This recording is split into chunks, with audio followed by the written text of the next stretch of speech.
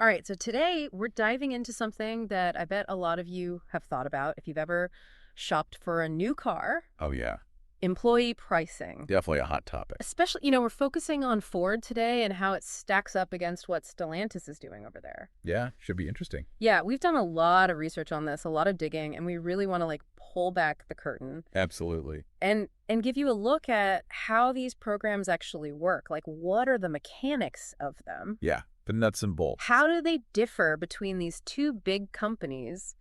And, even throw in how something like global tariffs can actually impact these deals. The bigger picture stuff. Yeah. So at the end of this, we want you to walk away with a really solid understanding of these employee pricing strategies. For sure. And kind of the benefits they offer and what things might shape them, going forward. Right. It's not just a simple discount. It's a lot more than that. Exactly. Yeah. So let's just start with the basics. Like, what is employee pricing at its core? It's really a strategy that car companies use, right? Yeah. To incentivize sales and to build loyalty with their workforce. For sure. And it makes sense.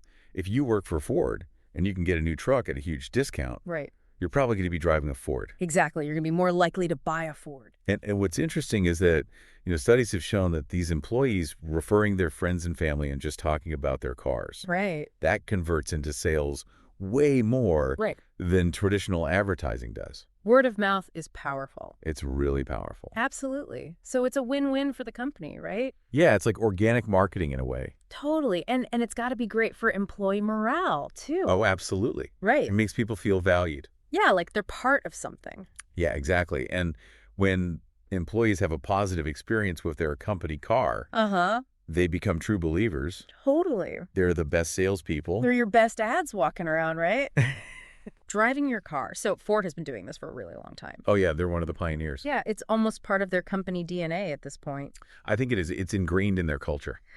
So let's get into the nitty-gritty of how their employee pricing actually works. Okay. So Ford primarily has two plans. We're looking at the A plan and the Z plan. Right.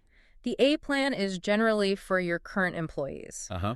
Your Z plan is more geared towards retirees and their families. Got it. Now, the big thing with Ford's employee pricing is they try to get you a price that's very close to what the dealership itself is paying. Okay. They're working off what's called the factory invoice price. Uh-huh. And then they'll usually knock off any rebates or incentives that are available to the public anyway. So you're getting all those standard discounts plus the employee pricing. Plus the employee pricing, exactly. Wow.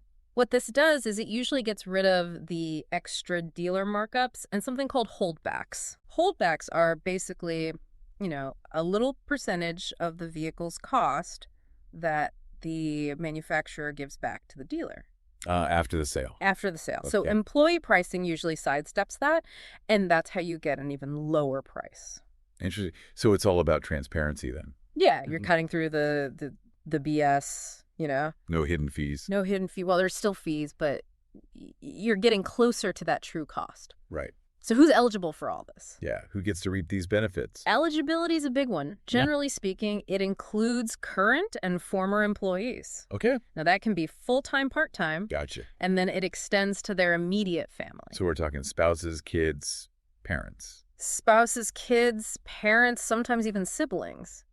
Oh, wow. But there's almost always some fine print, right? Of course. Like how long you've worked there. Okay. Or if you're retired, how long you've been retired to qualify. Right. That makes sense. They want to make sure it's for people actually connected to the company. Right. It's not just your neighbor's cousin. Now, does this apply to any Ford or Lincoln vehicle that you might want? That's the question, isn't it? Yeah, for the most part, yes. But There's always a but. if there's a vehicle that's super in demand, Oh, okay. like a hot new model, Right. or maybe it's a limited production specialty vehicle, I see.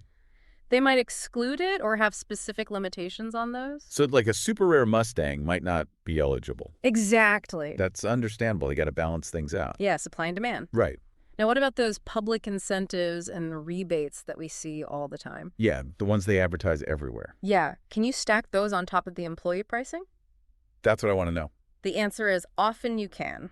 Often. That's the key word. Okay. You always got to read the fine print because some special offers might not be stackable. So it's not a guarantee. Not a guarantee. Got it. You really have to do your homework and look at the different combinations and see what actually gets you the best price. Yeah, shop around. Now, even with employee pricing, you're still going to have those standard dealer fees, right? Okay. You're still going to have documentation fees, taxes, registration costs. So it's not a completely free car. No. You still got to pay the government their share. Right. And what about leasing versus buying? Good question. Employee pricing usually applies to both, Okay. but how the discount is calculated and how much you actually save could be different. Interesting. So leasing might have a slightly different benefit than buying. Right, because leasing has a different set of financial calculations. Makes sense. And then the last thing is there's usually a limit on how many vehicles you can get with employee pricing each year. Oh, okay. Is there a quota? Yeah, there might be some limits in place. So you can't just buy a fleet of F-150s? Yeah, no, you can't buy the whole dealership. Right. It's usually to prevent any reselling or abuse of the program. Makes sense. Okay, so that's a pretty good overview of how Ford's employee pricing works. That's really helpful to understand. Yeah, but now let's switch gears and talk about Stellantis. Okay. This is the group that has all those brands like Jeep, Ram, Dodge, Chrysler, Fiat, Alfa Romeo. Yeah, and all the European ones too, like Peugeot, Citroën, Opel, Vauxhall. Yeah, they've got a huge portfolio of brands. It's massive. And of course, they have their own employee pricing programs as well. Right.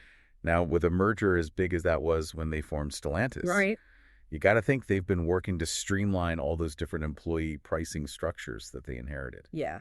It makes sense to have a unified approach for all those brands. Totally. But even though the basic idea is the same, giving employees a discount, there could be some pretty big differences between how Stellantis does it and how Ford does it. Okay, so what are we looking at here? Well, one thing is the actual formula they use to calculate the discount. Okay. Is it the same as Ford's where they're really focused on that factory invoice price? Right. Or do they do something like a fixed percentage off MSRP? Interesting. Or maybe they have some other methods. Yeah, that's a key difference right there, how they determine the discount. And then obviously the sheer number of brands that Stellantis covers. Oh, yeah, that's a huge difference. That's a big one. Ford is basically Ford and Lincoln. Right. But Stellantis employees have access to a way bigger pool of vehicles. Yeah, they've got trucks, SUVs, luxury cars, economy cars, everything. Exactly. So that's a big advantage for Stellantis employees. For sure. More options. Now, the eligibility rules could also be different. Okay.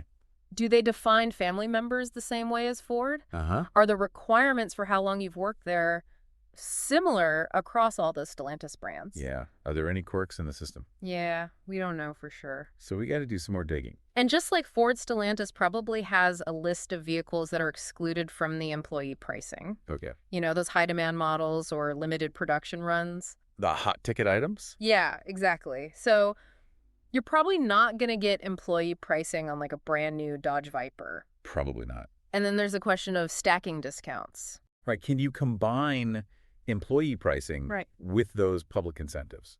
That's another area where Ford and Stellantis could differ. Ford often lets you do it, but Stellantis might have stricter rules. Interesting. Now, here's the important thing. The exact details of these programs are often kept pretty hush-hush. Okay. Companies consider them proprietary information, and they can change from one year to the next. So it's a moving target. It is. So if you work for Ford or Stellantis, the absolute best place to get the most up-to-date information is to check your internal company resources. So talk to HR. Talk to HR, go on the employee portal. Get it straight from the source. Exactly, because things change and you don't want to rely on outdated info. Right. Okay, so let's bring in another factor that can really complicate car pricing. Hit me with it. Tariffs. Oh, yeah. Those are a big deal. For anyone who needs a refresher, tariffs are essentially taxes on goods that are imported into a country. Right. So if a car is built overseas and shipped here, it's going to get hit with a tariff. Exactly. And those costs get passed along To the buyer. to the buyer, which can really affect the final price, even with employee discounts. Okay, so how do tariffs specifically impact employee pricing? Well, it's interesting because even if a Ford is built here in the U.S., it might still have parts that were made in other countries. Right, like engines or transmissions. Exactly. And if those parts get hit with tariffs, it increases the cost for Ford to build the car. So even domestic cars can be affected. Exactly. And then, of course, you have the Ford and Stellantis vehicles that are actually built outside the U.S. Right. Those are going to be directly subject to import tariffs. And that's going to be reflected in the price. Yeah, potentially even the employee price. Makes sense. Plus, we have to remember, government trade policies and tariff regulations, they're not set in stone. They can change all the time. They change all the time, which adds a layer of unpredictability. Yeah, it's a wild card. So if tariffs make it more expensive for Ford and Stellantis to build or import their cars, it could mean they have less wiggle room to offer big discounts. Even to employees. Even to employees, they still have to make a profit, right? Of course. And they also want to stay competitive with other car companies. So they can't just jack up prices. Exactly. So they have to find that sweet spot. It's a balancing act. And it's not always clear how much of a tariff cost increase gets passed on to the employee. Yeah, it's kind of a behind-the-scenes thing. It's part of their overall pricing strategy. Yeah. Now let's get back to the specific vehicles at Ford. Okay.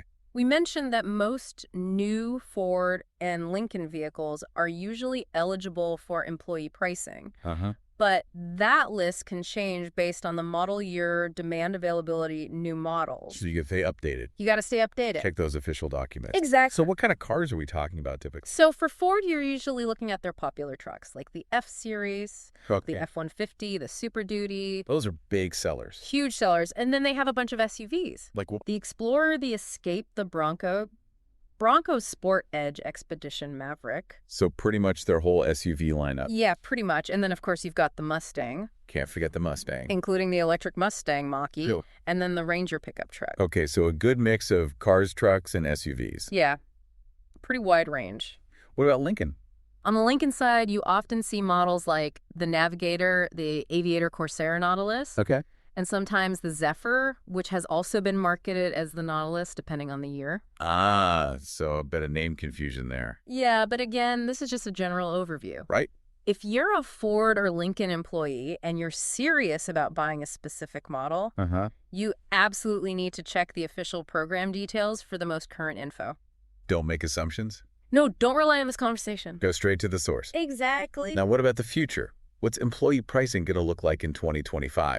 The crystal ball question. Yeah. Well, there are a lot of things that could influence it. Like what? Obviously, the overall car market, Oh, yeah. consumer demand inventory levels at dealerships, what competitors are doing with their pricing. Right, it's all connected. It's all connected. And then there are those ongoing supply chain problems. The chip shortage. The chip shortage. Yeah, if those issues are still around in 2025, Right. they could limit the supply of certain vehicles, And that affects pricing? and that could affect pricing even with employee discounts. Interesting. And then you have Ford's big push into EVs. Yeah, they're going all in on electric. It wouldn't be surprising if they started offering specific incentives or really sweet deals on their EVs through employee pricing. So like even bigger discounts on the Mustang Mach-E or the F-150 Lightning. Exactly, because EVs have different costs, and sometimes they qualify for different government incentives. Right. It's a whole new ballgame with EVs. It is, and as Ford launches new models or redesigns existing ones for 2025, Right.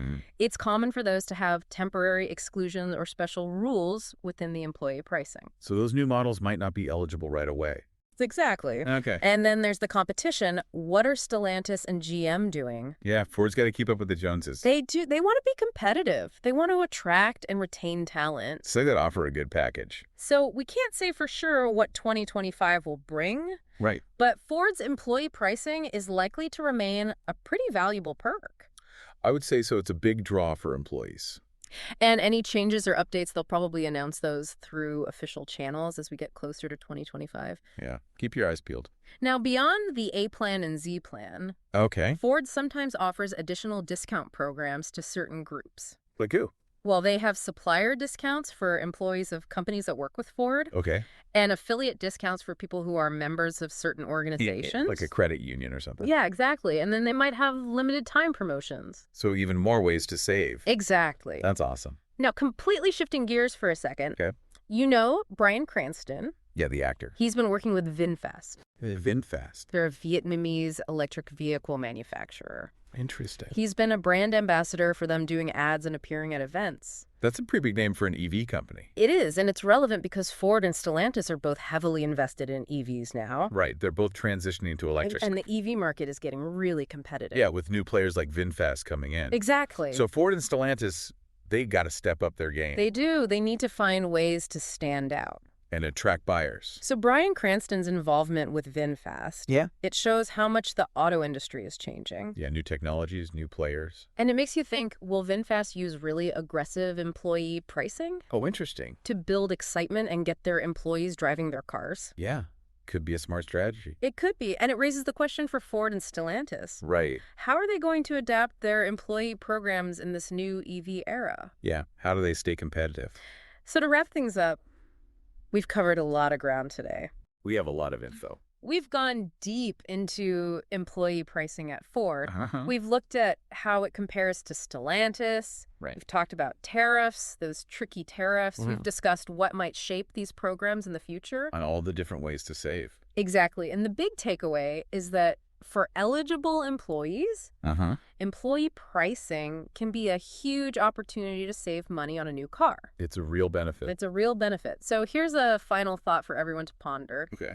As the world goes electric, how will employee pricing and benefits change even more? That's a good question. Will we see even better incentives to get people into EVs? Interesting. And how will these long-standing programs at Ford and Stellantis compete with what the newer companies are doing? Yeah. How do they stay ahead of the curve? It's going to be fascinating to watch how this all unfolds. Absolutely. This industry is changing fast. It really is. We'll have to revisit this topic in a few years. For sure. Keep an eye on the road ahead. Thanks for joining us today on The Deep Dive. It's been a great conversation. We'll see you next time. Today is your lucky day. Today is the day that our $3 website works for you, paying you directly to your PayPal daily. Imagine $3 ongoing continuous payments to your PayPal account. Imagine falling asleep and waking up to $300 in your PayPal account. How would this make you feel?